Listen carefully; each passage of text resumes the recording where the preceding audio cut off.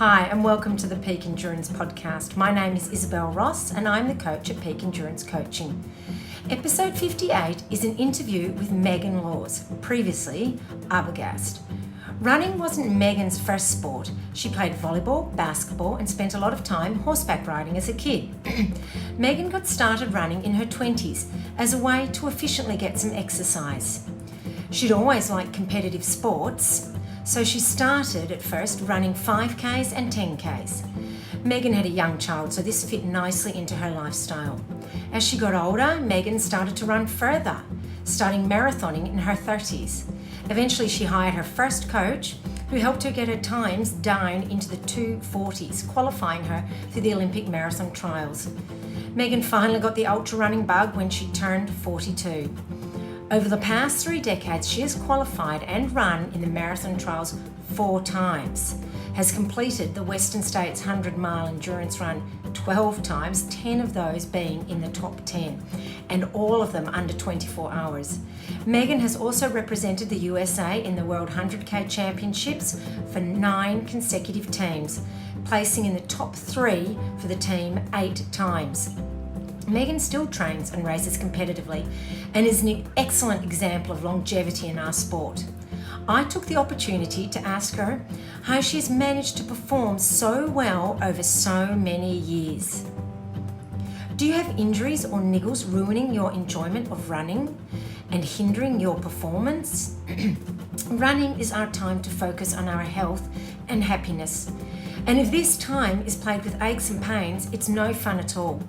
Come in, pardon me, and see the specialist at Health and High Performance, where they can help you by utilising the latest in technology and experience, and thus help you achieve the results you want and are obviously capable of.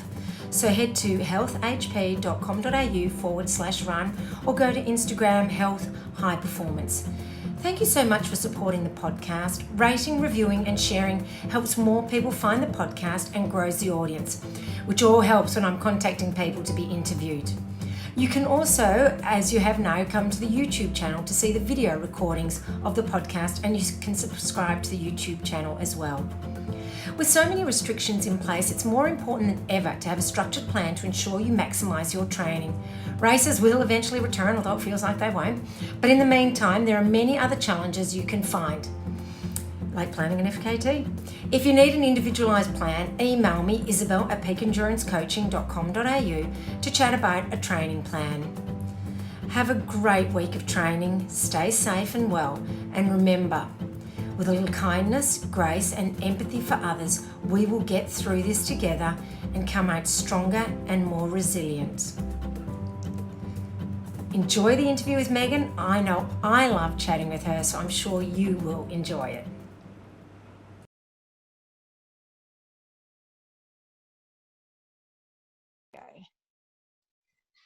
Hi, Meghan, and thanks for coming on the Peak Endurance Podcast. It's nice to be here. So can you tell my listeners how you got into running? Because as they all know, you're a fantastic runner, but you had to start somewhere. How did you get into running, and did you see the potential you had when you first started running? Well, I started running when I was in my 20s, basically as a way to stay fit, because I did sports in high school and a little bit in university. I played volleyball, I played basketball, and I did run in track and field, but it was the real short stuff. And I grew up on a farm, and I had horses, so I was always active, and I've always loved movement. But once, you're out of university, it's, hard to find people to, play volleyball with, or, play a game of ball. So I started to jog as a way to stay fit, and I found I missed competition. And so I started entering 5Ks, and I like to race them, and I was, pretty good. I've never been sort of amazing at the short stuff, but pretty good, to enough to get sort of advice and attention from other runners. But back in the 80s, really, when I started doing that, the 5K and 10K scene was much different. It was very competitive, Oh, you know, okay. because road racing was so popular. And now you go to a 5K or a 10K, and it's much more just a citizen's effort. So I felt like I was not that great. But if I go to a 5K now, even at my age, I might win. Like I might win the whole race. It's like So what times were you doing in the 5K back then? like 20 minutes. Yeah, so pretty. You know, it took me a while to break 20 minutes, and I was running maybe after a few years or 5 years or even longer, I finally broke 40 minutes in the 10K. Yeah. So yeah, I wasn't like blazing fast. But yeah, that's how I got started, really. And then you, I read that you did your first ultra at 35 years old. So seeing as you started running when you were 25, why did you wait till 35? Well, it's really funny. What's funny about that is I call that my first ultra. And then I had my second first ultra 6 years later because I didn't really like it. Okay. So I've always been very much in the mindset of being prepared to do whatever I do if I'm going to pin a number on. So if I was going to run a 10K, I trained for it. If I was going to run a marathon, I trained for it, and I had a time goal, and I didn't over race. I didn't race because, hey, there's a marathon in town. Let's go do that. It sounds like fun. That's not fun for me. Preparation, planning, training, for weeks and weeks and weeks excites me. Yeah. And so that's how I've always approached racing and training. And so it took me, you know, I also had a daughter. And so while she was small, I didn't train a whole lot. Yeah. Just enough to stay fit and enter a small race now and then. And then I think she was 7 when I did my first marathon. Oh, okay. And again, I did one marathon a year, you know, for 3 years. And that's sort of like, that's kind of what people did. Yeah. And it wasn't like now where they do 5 or 6 marathons a year. Yeah. There was no FOMO back in the day. It's like people actually had lives, I guess. True. Yeah. So when I ran my first ultra at 35, it was a local one. And I really, a couple of years before, I hadn't even heard of ultras because this was back in the 90s. They weren't all that popular. I had a friend. So how far was that first ultra? It was a 50K. Yeah. And it was put on by a friend of mine. And so I trained on the course and, you know, with him. And it was, for me, it had a lot of vertical to it. And so, I guess 6,000 feet. So what? It's about 2,000 meters. Yeah. That's still decent. It is decent. It's decently tough. A lot of it's pretty steep. And if you're used to road marathons, exactly. And so I ran the whole thing. I didn't take one hike, and I was so mad at the end. It's like I just yelled at my friend, that was terrible. I hated it. I ran out fast like I was running in a road marathon, and then the second half was just miserable. And I was so stubborn I wouldn't walk a step and just taking these little tiny steps. And so I put my focus back on the road marathon. And I did that, you know, for another 5 or 6 years. And then I went back to wanting to try an ultra. And I think partly because I saw one of the videos about Western States and I thought, that trail running, just, you know, that looks so fun. Yeah. And so I was 41 when I came back to my first ultra. And it was a 50K. And that was a 50K as well. Yep. Yeah. And it was more runnable too. It was just really nice. Yeah. And how did you go at that first one when you were 35? Did you win it? I was second, and I was just over 5 hours. So it was, you know, that's pretty good for that amount of ascent. Yeah. Yeah. And what about and the one when you were 41, you won that one, didn't you? Yes, and again, it was more runnable, and I think I ran like 4:22. Oh wow! Or something like that. Yeah. That's great. And so it took you that long to feel ready to run an ultra again? Yeah. So for once, the saying "I'm never doing that again" actually did last a while for you.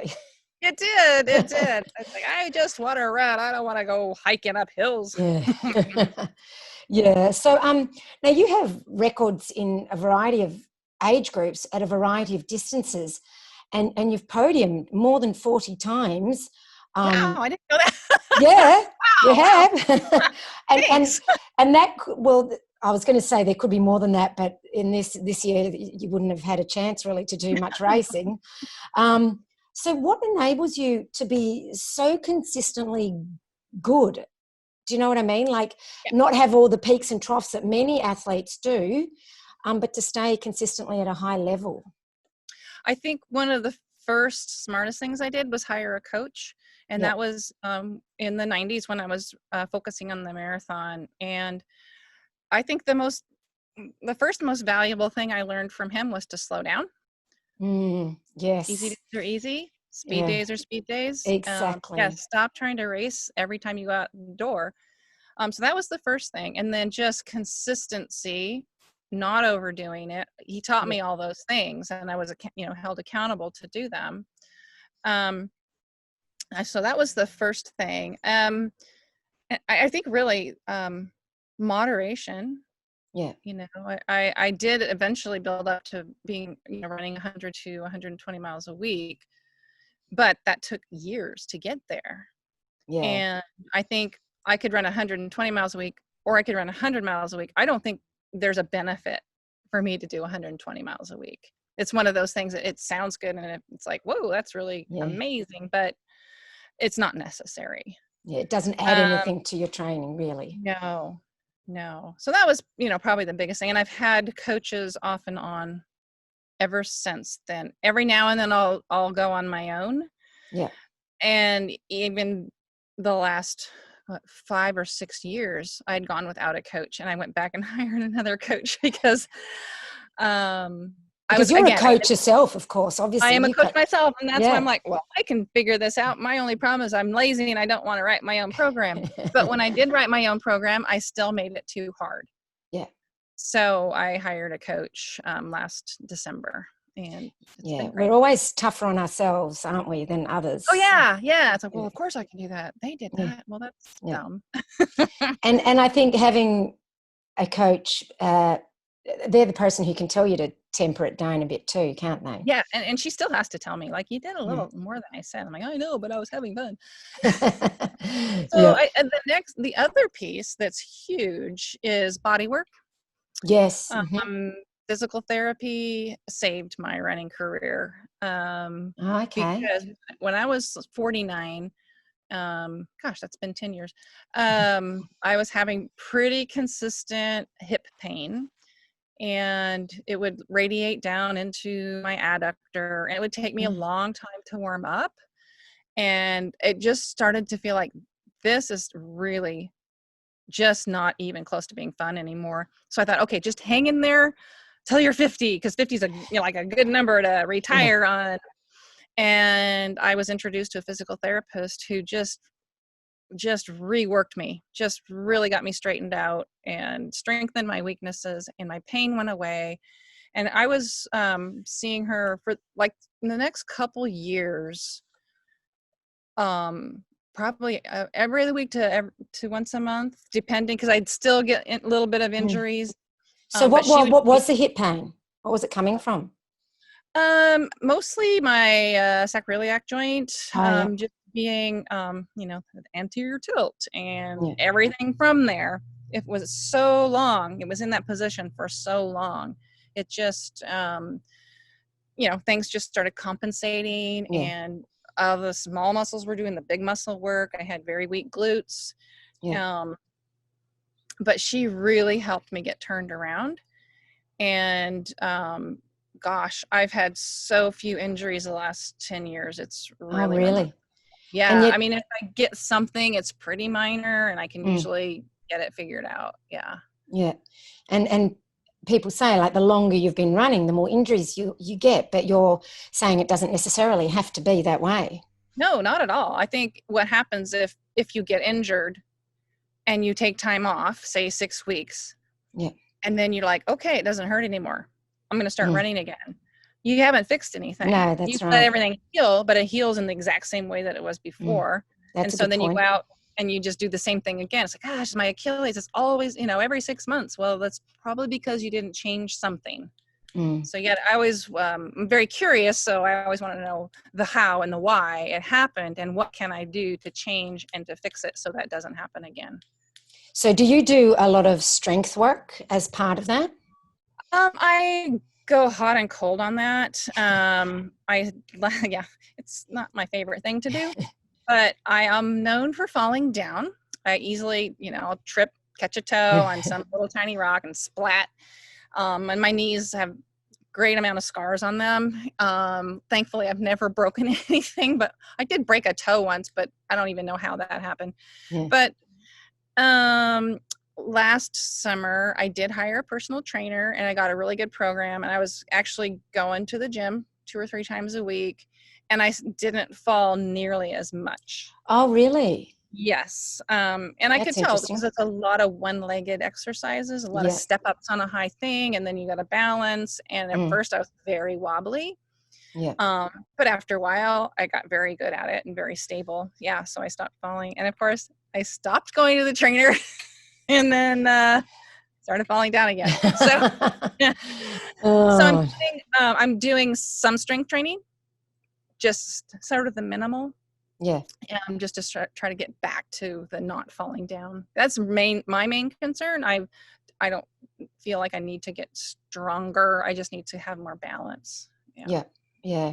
And I guess that's, strengthening all those smaller muscles as well as not just the big muscles that are the strength muscles. Yeah. Right. Yeah.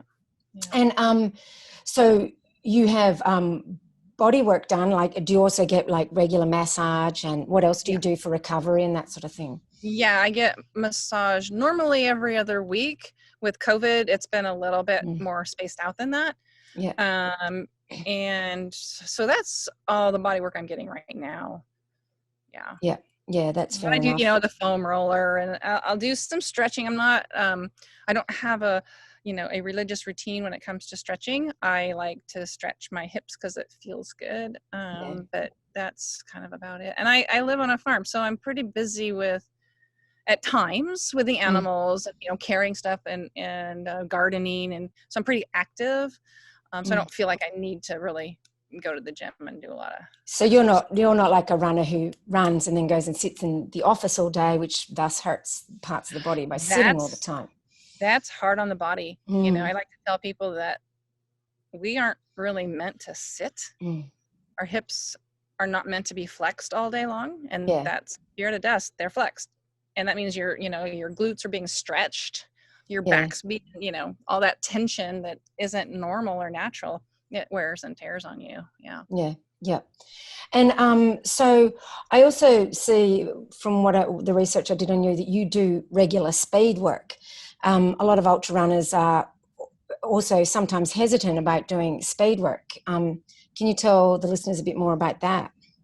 Yeah. If you want to be faster, you need to run faster. And the way to run faster is to do much faster running than you will do in a race. We have, basically 3 energy systems. We've got the VO2 max energy system. We've got the lactate threshold, and then we've got the sort of the aerobic energy system, and they all overlap. We're all using all of them at once, but there's the, predomination of the VO2 max if you're going to go sprint 800 meters, versus I'm going to go run hard for 10 minutes. You got to slow down to a different threshold and a different energy system. What that does over time is it raises your ability to clear those byproducts out of your legs and your arms so you can run faster at the same effort. So, I mean, who doesn't want to do that? Right? Exactly. Even finishing a race, if you can finish it a little faster because you did that kind of work, it's totally worth it. Yeah. No, I completely agree. And for yourself, do you still do about 2 speed work sessions a week, or are you doing 1? What do you do? It's usually 2. Yeah. And it's not like every single week. There's blocks. I'll do like 3 weeks with two a week, and then I'll have a week of recovery, and kind of that's a typical cycle. Yeah, that's fair enough. Now, as I was saying, you've at the top of the field in many races. What sort of races do you prefer? What sort of length and what sort of type of terrain? I like the longest one they'll offer, whichever one that is. I was like, I So- want the most for my money, I guess. I don't know. If there's a 50 mile and a 50K and a 100 mile, I'm going to take the 100 mile. yeah. Terrain, I love trail. I'm not super fond of super technical. Yeah. Because of the tripping, I'm guessing.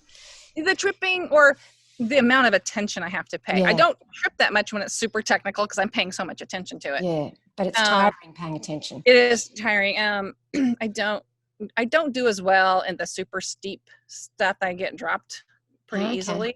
I love running downhill. Yeah. I love really nice single track. But one of the really more important things is I love a good view. I love things to just be really beautiful. Yeah. I went to Marathon des Sables in 2016 and I kind of hated it. Oh, did you? I have heard the same from other people, to be honest. Some people like Dion Leonard, he and I had this conversation about he loves the desert and the sand. I'm like, I love the mountains. He's like, I hate the mountains. It's just so funny. Oh, isn't it funny? Yeah. Yeah, because he's very good at the desert stuff. But it was like the first day at Marathon des Sables, I'm like, yeah, I'm not so sure I like this. And the second day I'm like, I don't know. You run up these dunes and you get to the top and there's some more sand. Yeah. You know, that sounds like a nightmare to me. Yeah. And it's like, there's no view. By the third day, I'm like, nah, not doing this again. Yeah. And I haven't changed my mind. But, I look at UTMB, which is really, really tough for me because those climbs are like 10Ks of climbing. It's real hard, but it's so gorgeous. Yes. I'm willing to do that kind of suffering for the kind of views and the terrain, Yeah. Yeah. And what is it? Because a lot of the women at the moment at the top end are many of them are, say, 20 years younger than you. What do you think enables you to be competitive with younger people? Well, you got to give some credit to your parents, I think. And I think, again, by being conservative and taking care of my body the best I can, there isn't a lot of evidence saying that we should be slowing down for women. I think men, it's a little bit different because of the levels of testosterone start to decrease, I think, in their 40s. Yeah. And we don't have that happen, or if we do, we don't have much to start with anyway. So I think the one thing that's happening to me is just my maximum heart rate is dropping. So I have less room at the top.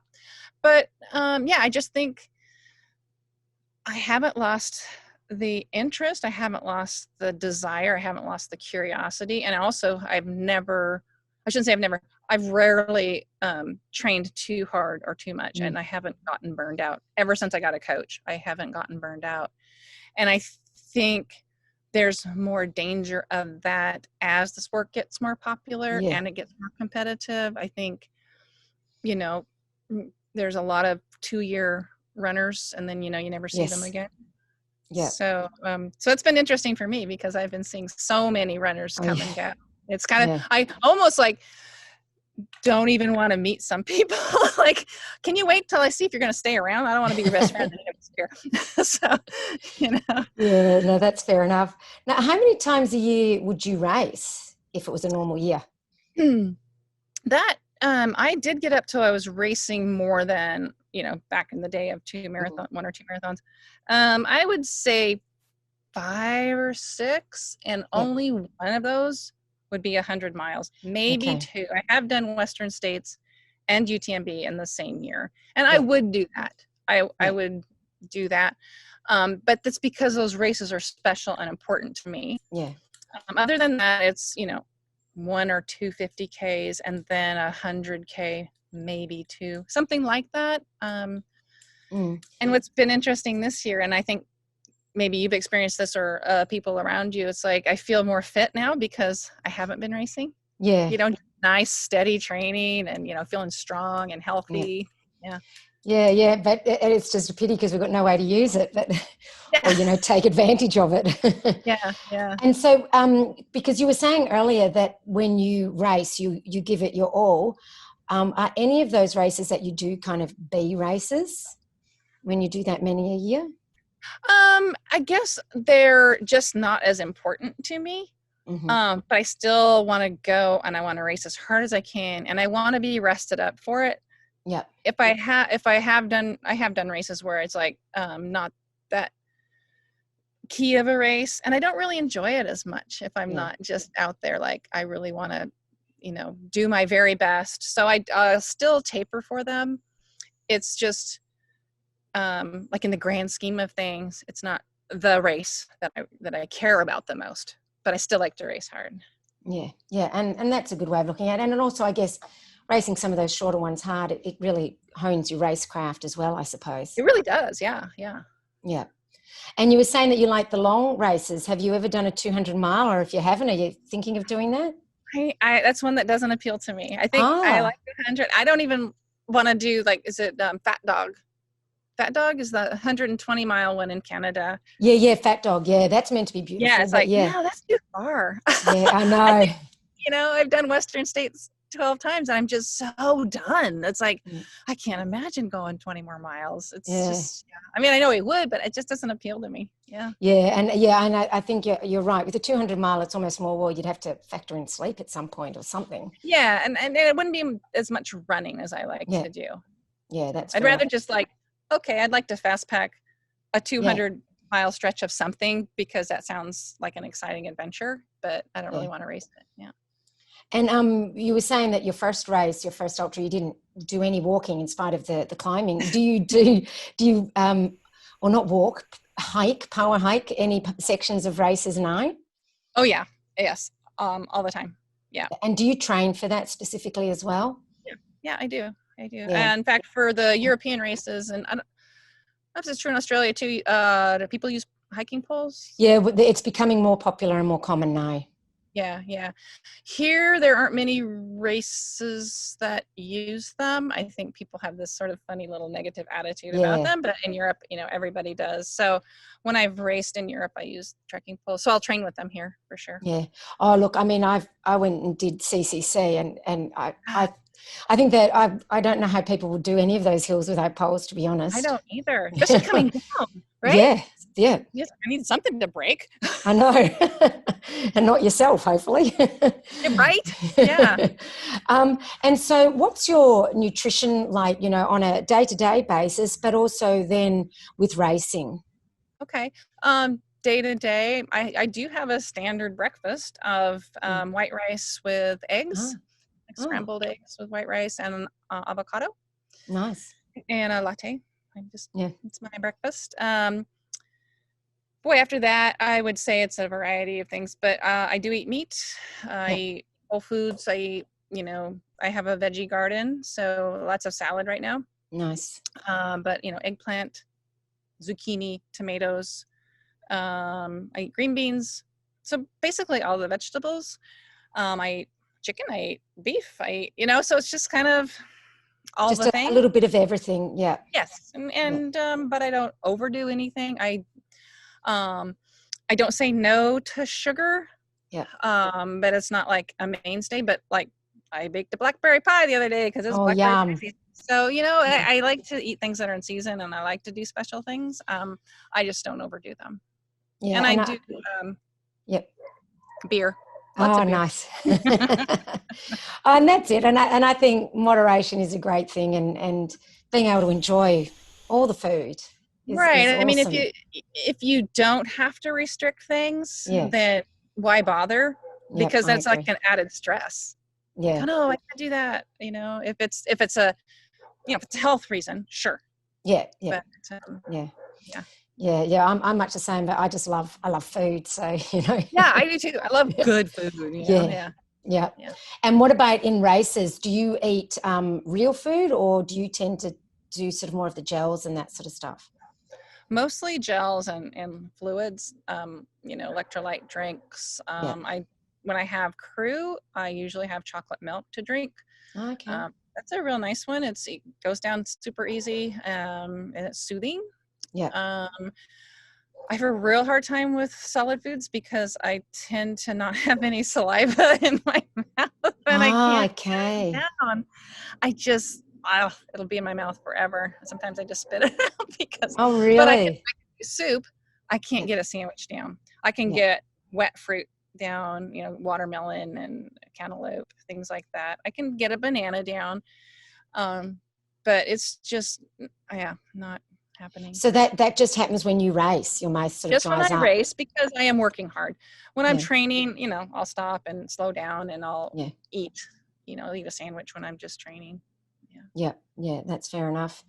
And so I was looking at some stuff about you, and it says that you don't have an off season. Is that correct? Yeah, Or pretty much. Yeah, I don't. yeah, I pretty much train year round. I mean, this year we'll have an off season, yeah, but yeah, I don't. No. yeah, Yeah. yeah, and that's fair enough. And also, I saw that you suffer from restless legs at night. Yeah. Yeah. I suffer from that myself. I don't think probably as bad as you. It's part of the reason, I took up running as for myself. Oh, okay.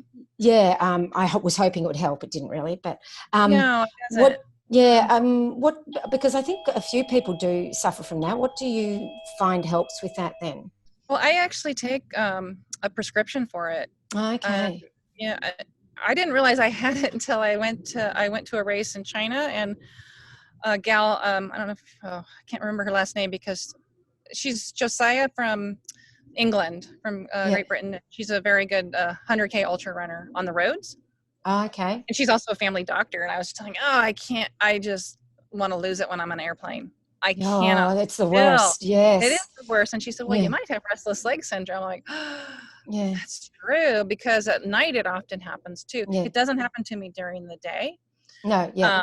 But at night it's like, and I remember my daughter has it too. And I remember you try to hold still and you can't. No, that's right. It'll drive you nuts and then I read about it. Well, it's a neurological issue. It's not muscular, and it's neurological, and you can't control that. Yeah. So yeah, I take a drug called Ripenerol, which is was prescribed to people with Parkinson's. Oh, okay. Yeah, and it works great. And so you take that before a flight, do you? I do take it before a flight, and then I take it every night before bed. Ah, okay. Yeah. Yeah. Oh, that's interesting. And interesting that you say, because it's neurological, which would be why running wouldn't specifically help with that. Right. I guess. Yeah. Yeah. Yeah. And so what is it that you love so much about running that you still feel such a strong desire to race and to train so hard? I think I must be addicted. I don't know. I was like, I got to get my fix. Yeah. For competition, I'm just curious more than anything. It's like, wow, how long can I keep going? I'm not as fast as I was. I know that, but I haven't slowed down tremendously or anything. Just, maybe tiny increments. And when you're doing a 100-mile race, that may not even show up, Yeah. So it's just really the curiosity of it. And I just love running. Yeah. I love how it feels. I love where it takes me. I love the friends I've made doing it. I don't know. I just love it. Yeah. I can't imagine not doing it. I mean, I can imagine, like, I didn't run today because it was my day off, and that's kind of nice too. But Yeah. I don't, even if I didn't run, I can't imagine not being part of the culture and the community. Yeah. I totally understand that. So how are you able to run in groups at the moment? It's kind of discouraged. California's on their second big lockdown. We're on our second lockdown. Yeah, the county I live in, which has a fair bit of the Western States course, it was only locked down for 3 days because we have very low numbers of infections. So, and it has been that way the whole time. I have the fortune of living very close to one of my athletes, and she and I train together a lot. Awesome. And we're just out on the trails. We don't see very many people. Yeah. I was doing a group run once things had lightened up a little bit, but now that things have shut back down. I probably just won't do that until things settle back down. Yeah. But I'm pretty happy to run by myself too. I don't have to have someone to run with. It's just nice to have someone to talk to sometimes. Yeah, it is. Yeah, that's it. Yeah. And honestly, I mean, I think as ultra runners, we kind of are used to running on our own because it often happens in races. So you want to train for that Absolutely. too. Yeah. Yeah. Exactly. How are you staying motivated with no races on the horizon? I think just from my experience in the past of not racing very much, I don't have any problem. Yeah. And most of my athletes have stayed motivated. I've lost a couple this last month who just like, Yeah. I just can't, because they're more motivated by having a race, and I'm not. I mean, I like racing, Yeah, but I don't need it. Yeah. Yeah. That's a good way of putting it. Yeah, I like that. And so you were saying today was your day off. Do you have a day off every week? Yeah, Mondays right now. Yeah. Okay, nice. Is that to recover from the big weekend of running? Yeah, just have one day of just, fun. I get things done. Yeah. Even if I only run for an hour, I feel like half my day has disappeared somehow. Yeah. It does tend to eat into the day, doesn't it? Yeah.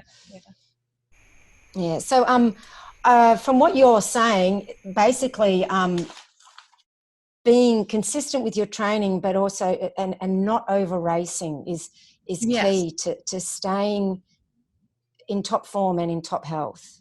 Yeah, I think so. And just being super aware of your body and really paying attention to, repeated twinges and aches and pains, and find out the why and fix it. I mean, bodies are plastic. That's right. Amazing what you can turn around. It might take some time to do it, but it's really worth it. And like you said, just resting isn't necessarily the answer. Because no, you have to change the why, unless you fell in a hole, you twisted your ankle, well, you can just stop doing that. Yeah, that's fair enough. And so do you have any other sort of words of wisdom that you could share with all of us? Well, I think along the lines of people wanting to race every race that comes their way, depending on what really find out what it is that drives you, what it is that's going to bring you the most joy in this sport, in this community. If it is running every race that comes along, that's great. Do that. Don't expect to be feeling awesome at every one of them. And that's fine if that's what you want. If you want to have some peak performances and you want to improve and find out what your potential is, pick way fewer races, find a good coach to help you get there and help you last a lot longer. Yeah. So I guess that would be my. Yeah. And I think, I mean, honestly, we all want to be in this sport for as long as possible, don't we? Well, and also, you can go to every race and volunteer. Yeah, that's right. You can still be part of it. I love doing that. I mean, there's so much smack talk, you can do to all your friends that come through the aid stations. You can get all kinds of grief and they get mad at you, and it's really super fun. And I think also helping at races helps to motivate you for running other races as well. Yeah, it's just great being part, because like you said, it's being part of the community that's so important. Yeah. All right. So how can people follow you on socials or get in contact with you about coaching, that sort of thing? Yeah. So I have a website, and it's coachmegan.com, Megan with an H. Yep. My Twitter, which I don't do a lot of, but Instagram is running Megleg. Yep. So running MEGLEG. And then I'm on Facebook as Meghan Laws. Yeah. But I seem to be doing more Instagram than anything right now. Yeah, it seems to be the way to go. Not much about running. It's a lot about my farm animals and stuff. Oh, that's nice too, though. Yeah. There's only so many things you can post about being on a beautiful mountain, but the animals are pretty interesting and fun. Yeah. Oh, that's awesome. I'll have to have a bit of a look too, see what your farm's like. So where do you live? I'm in Melbourne. Okay. Yeah, so just in suburbia really here, but I live near what we call the Dandenong Ranges, which are very small mountains compared to anything you've got over there. But it's something. And while in lockdown, it's handy. Yes. We got to take what we can get. Yeah, that's right, so yeah. Well, anyway, thank you so much for having this chat. I really appreciate it. It's very fun. All righty. Thanks a lot for that. See ya. Bye.